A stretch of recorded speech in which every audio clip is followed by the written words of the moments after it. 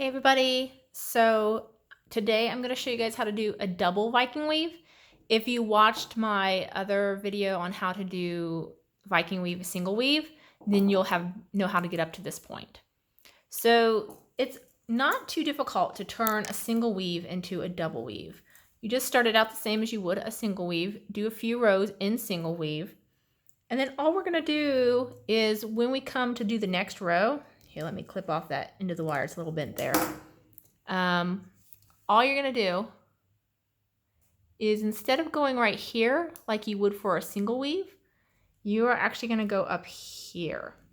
And again, if you can't get it through, get your awl, pull it up a little bit, and then you should be able to get your wire through. All right, so I'm going to go up here. All right, pull my wire all the way through. Oops, it's being a little ornery. All right, so see, there you go. And then all you do when you turn it to the next the next section is, again, you don't go through that first section, you go through that second section. And this is really where the awl comes in handy. All right. Pull that all the way through.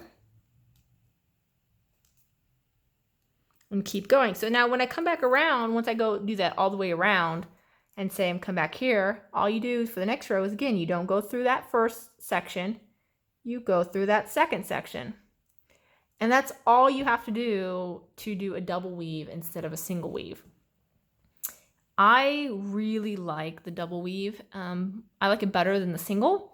It creates a much more compact weave. But yeah, that's all there is to doing a double weave as opposed to a single. Now you will need more wire than the single, obviously, because you're doubling up all your loops essentially. But yeah, that's all there is to it. All right, you got this, people.